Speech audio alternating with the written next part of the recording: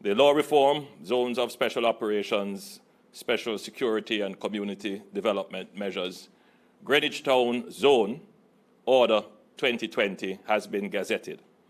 This law, under which the zones are declared, was created for upholding and preserving the rule of law, public order, citizen security, and public safety within certain geographically defined areas of Jamaica.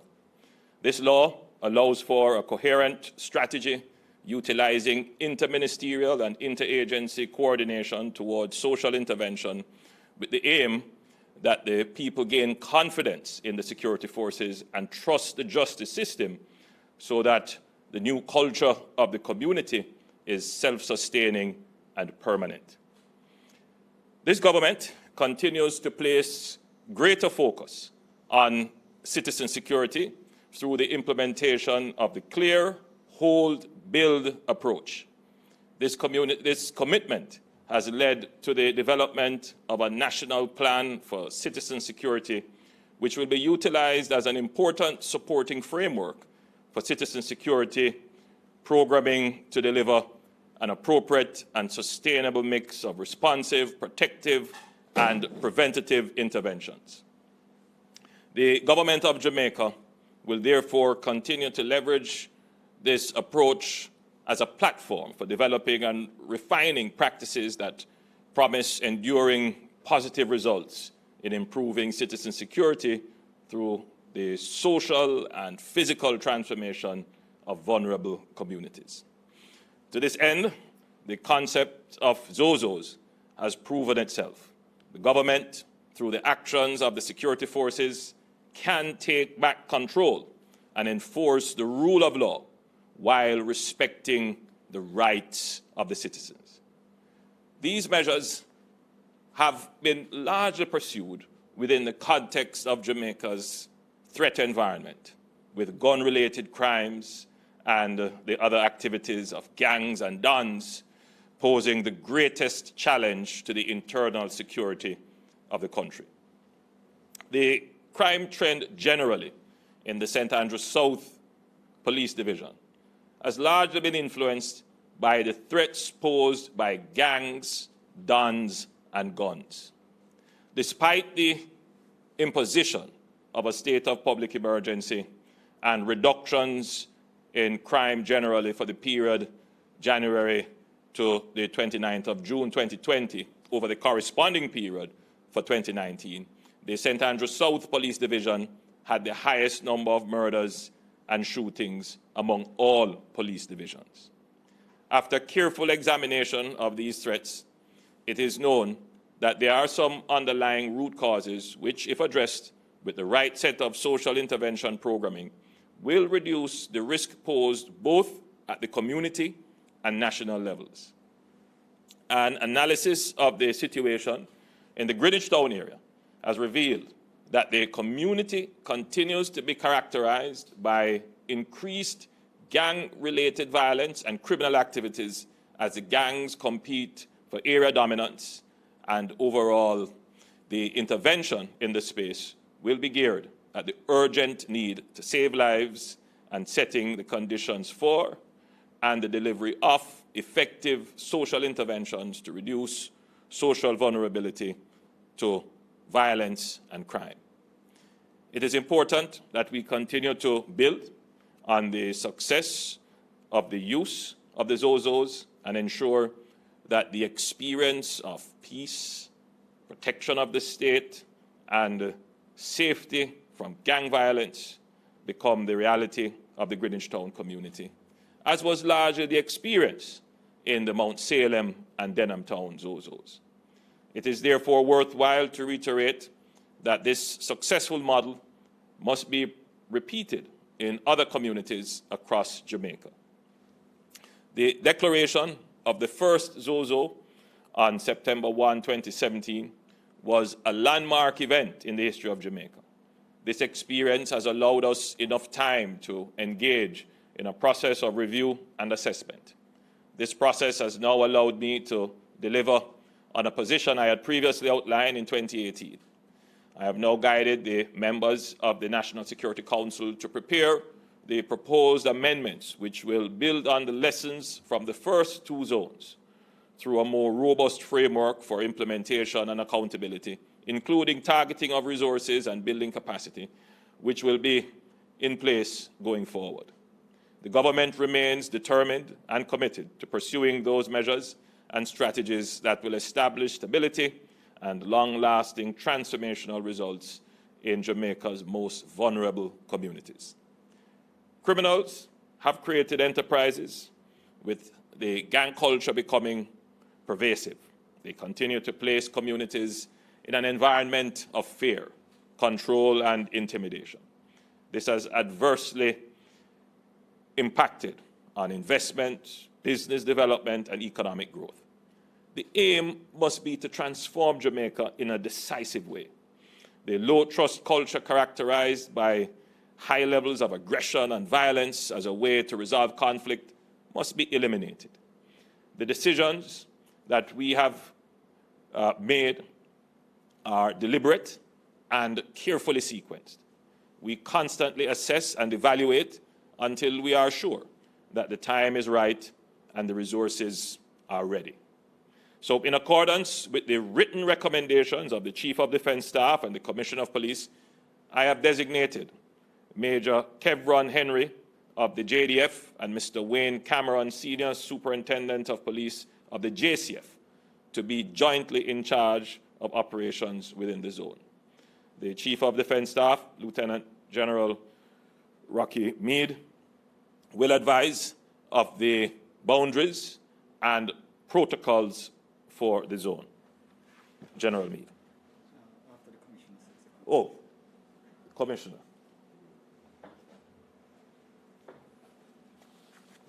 Thank you, Prime Minister. Just to set some of the context for what we're doing in Greenwich Town, as we know, the community has historically been plagued by a certain degree of violence.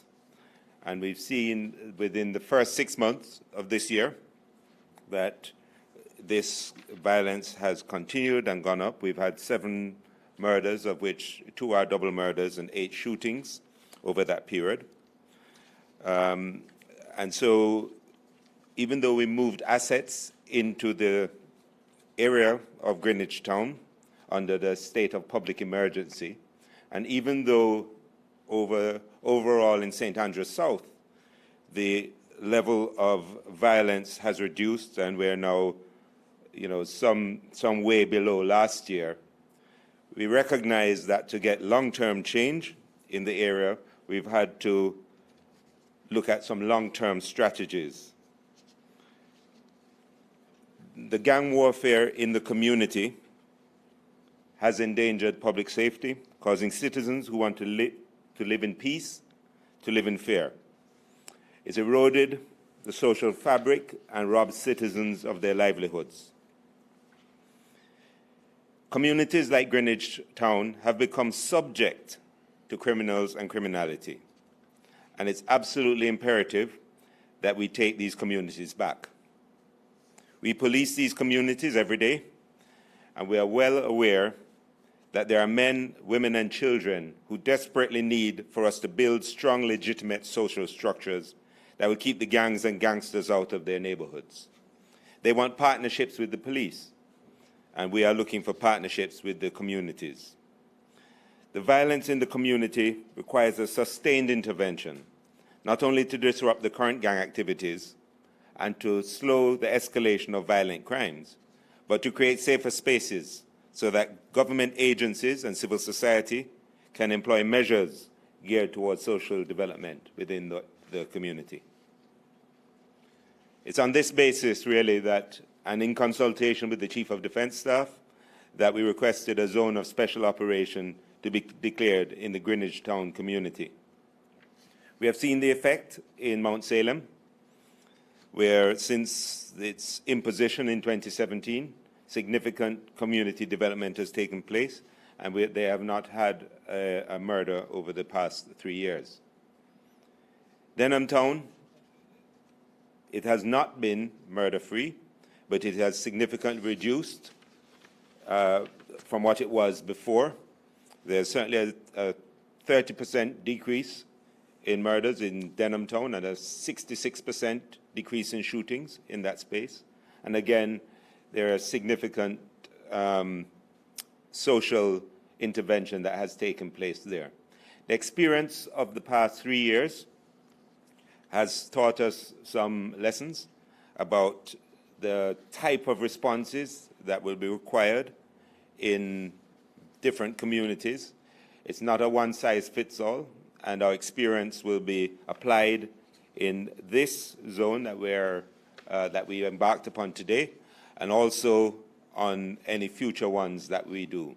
This is an iterative process, it's a learning process, and in the end, we expect that not only will we see a reduction in crime, but we'll see communities that take ownership of their own security and have partnerships with the police to allow this to happen. So we'll create the environment for our partners on the social front to do their work, and hopefully we'll write a new story for Greenwich Town that's different from the one of the past, a community that is defined by a zone of peace and a place where violence isn't used as the means of resolving challenges and difficulties. Thank you.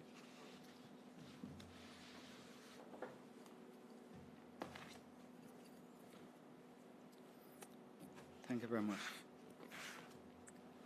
Prime Minister, Attorney General, Commissioner, Permanent Secretary, other members, members of the public, good morning. As you had heard from the Prime Minister and the Commissioner of Police, the community of Greenwich Town, which has accounted for a significant number of murders and shootings, has been recommended for the declaration of a zone of special operations. Earlier this morning, the Jamaica Defence Force and the Jamaica Constabulary Force deployed to sections of the community to begin preparation for this declaration. And we're operating along the following boundaries. To the west, beginning at the intersection of Marcus Garvey Drive and 3rd Avenue, the boundary extends in a northeasterly direction along 3rd Avenue and then southeasterly along the train line, continuing northeasterly parallel to West Avenue, then to the east of Greenwich All Age School to Spanish Town Road. To the north, it continues southeasterly along Spanish Town Road to the shared parish boundaries of Kingston and St. Andrew in the vicinity of the intersection of Spanish Town Road and Maxfield Avenue. To the east, it continues from the vicinity of the intersection of Spanish Town Road and Maxfield Avenue in a southwesterly direction along the shared parish boundary of Kingston and St. Andrew down to Marcus Garvey Drive.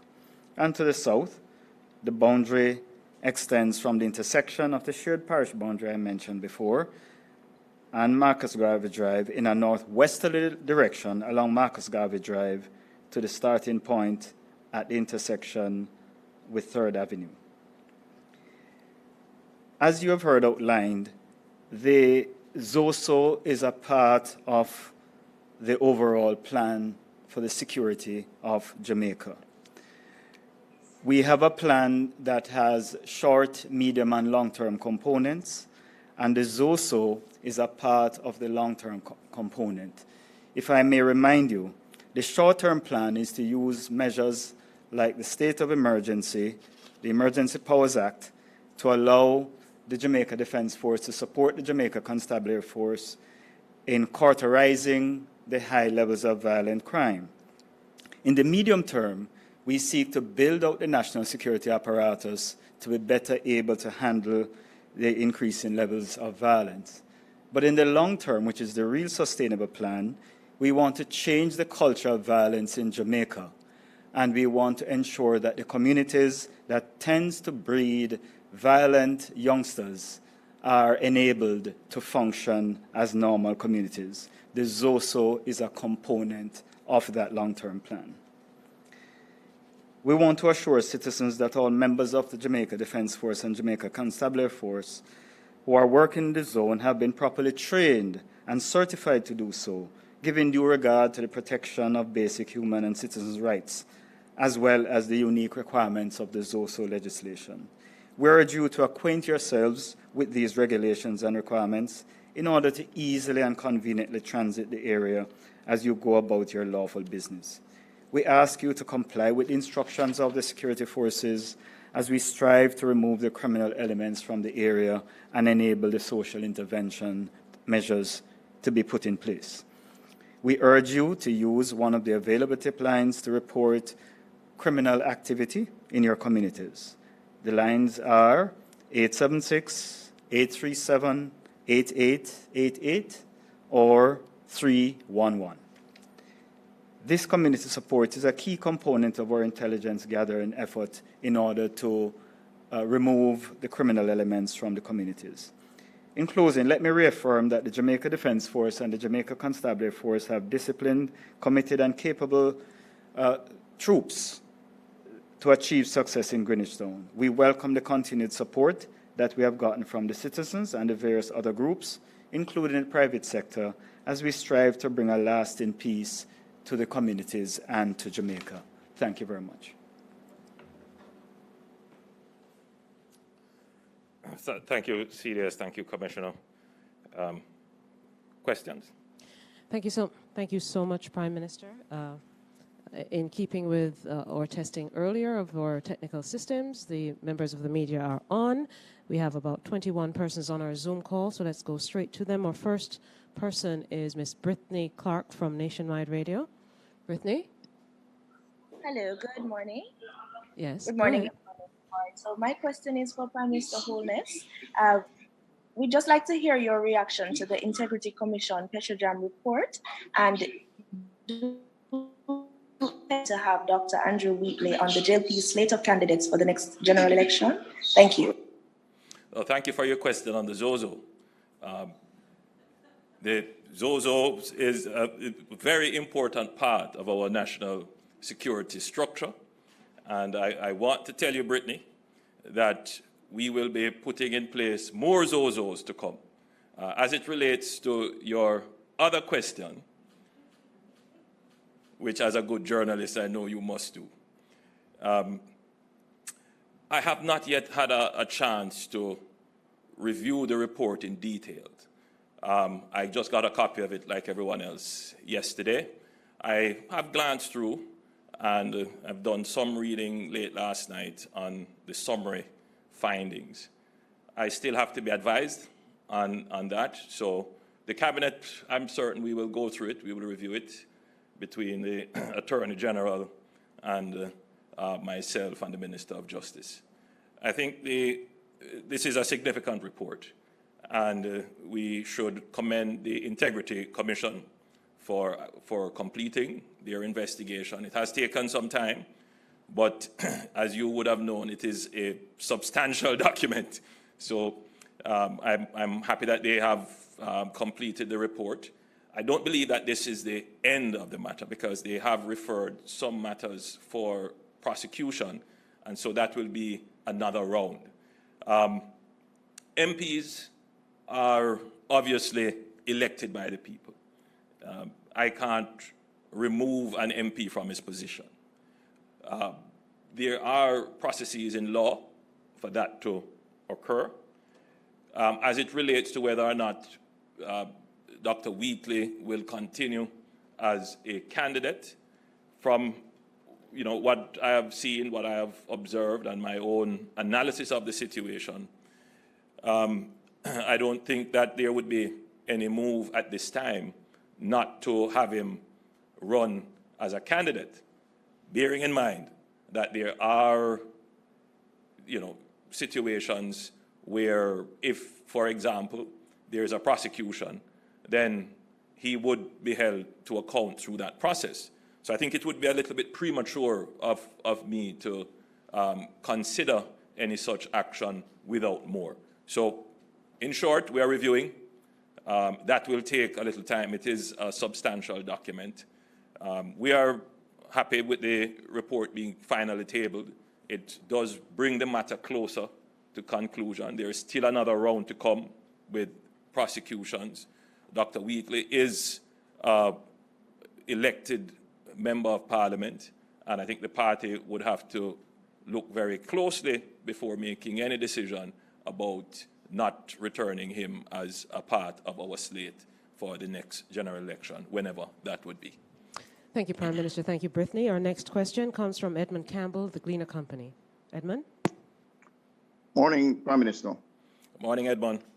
Yeah, my question for you, Prime Minister, what actions have you taken since you have been in office from 2016 to present to vigorously enforce accountability, transparency, and the fight against corruption in government? And of course, Mr. Prime Minister, you know, this comes against the background of the various reports coming out of the oversight bodies regarding serious allegations of acts of corruption in different agencies of government. As you know, Petrojam, NISAL, CMU, the recent St. Anne Municipal Corporation issue. Can you give me some concrete steps that you have taken as Prime Minister to address some of these issues? Thank you for your question on the ZOSO, Edmund. I want to point out that in my opening remarks, we declared that we would be seeking to pursue amendments to the Zone of Special Operations legislation to make it more robust, more applicable, and more accountable. We have in our budget dedicated some resources for the declaration of at least 2 more zones of special operations this year. We actually should have declared them from as early as April, but because of the coronavirus pandemic, we have had to delay. So we are now getting back on track, and with more ZOSOs in place, we really need to have a more comprehensive piece of legislation. So there will be amendments proposed to the ZOSO. Thank you for asking that question, Edmund. And then to your question as to the actions that I have taken. I think any fair assessment of my leadership as Prime Minister, both in my first term and this one, would conclude that relative to other Prime Ministers, especially of the opposition party, you would recognize that I have taken action, strong action, and within the law in all cases that have been brought to my attention.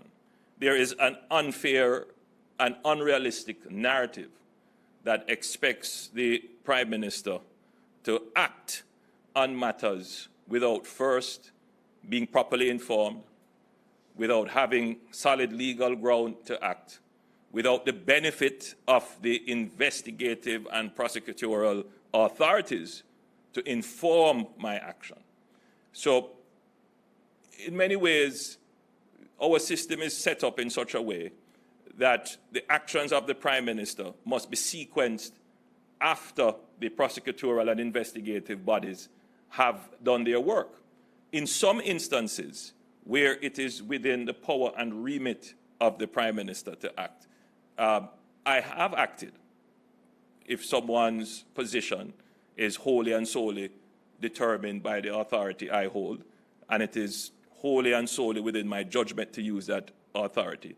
Then where it has counted, and it has been clear that action is necessary, I have acted. And where it requires us to respect the process of accountability, meaning that we have to await the investigations and prosecution, we have. So I think that the public should be satisfied that there is no attempt in this administration, in any way, shape, or form, to countenance, cover up, to give succor to, or otherwise turn a blind eye to issues having to do with corruption. Thank you, sir. I know we do have an assignment out in St. Catherine, so let's just do 2 more and then we wrap. Let's then go to Ms. Dion Jackson Miller, RJR. Mrs. Miller? Thank you so much, Naomi. Mr. Prime Minister, in responding to Brittany, you were speaking about Dr. Wheatley as a candidate. On December 10, 2018, you had given a press conference and you had been asked by my colleague, Andrea Chisholm, about the possibility of Dr. Wheatley returning to your cabinet. At the time, you clearly signaled that that was a possibility. You said, I'm a believer in second chances, in reforming, in redemption. You said, I paid close attention to public opinion. I don't think the public is of a mood or a mind in that regard yet. These two reports from the Integrity Commission give much more detail, much more information. And the whole issue of appointing cabinet ministers is clearly completely within your own discretion. Would you tell the country at this time if this will in fact now affect your decision if you were to win re-election? It's a very difficult question to answer because there is no proposition for an appointment before us now. If you are saying from a speculative point of view, again, it's very difficult to speculate. My answer then, Dion, would seem to be an excellent answer for your question today. In other words, the same thing I've said then would be the same thing I would say now. And thank you for your question on ZOSO, Dion. The one that you were about to ask me about where could be the other ZOSO. And we could safely say that there are other communities in Kingston which we are presently examining very carefully, and in short order, there will be another declaration. Thank you, Dion. All right, let's, we do have some more. We can squeeze in two more, sir, just two more. One from Zara Burton, the other from Mr. Arthur Hall of The Observer. So, Ms. Burton. Hello, everybody. Good afternoon or morning. My question is for Rocky Mead. There was a JDF flight, Eagle 12, in the Port of Spain area on April 16th. And it came into Kingston, it seems, at 3-something in the morning that night. I was wondering, why is it that that flight was down there, please? And also, another report was talking about the mercenaries in the attempted capture of a Maduro training in Jamaica. I just wanted to find out if the JDF was aware of any mercenaries training here. Was the JDF asked to help accommodate them in any way? Thank you very much for the question. I can address the second one first. The JDF has no knowledge of any non-Jamaica Defense Force military personnel doing any training in Jamaica for any purposes, except for our major partners that we train with for our own purposes, such as the United States, UK, Canada. We have no other training arrangements, and I'm certainly not aware of any mercenaries being trained in Jamaica. With respect to the previous question, we, in providing our support, as you know, we're a major part of the support for the COVID-19 response, assisting the Ministry of Health. And on one occasion, when our capacity to do testing was being stretched, we were asked to take some samples to Trinidad for testing there. And that's the flight you may be referring to.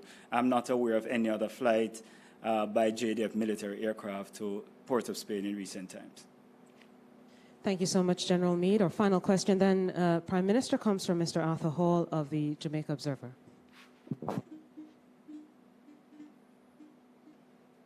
Mr. Hall?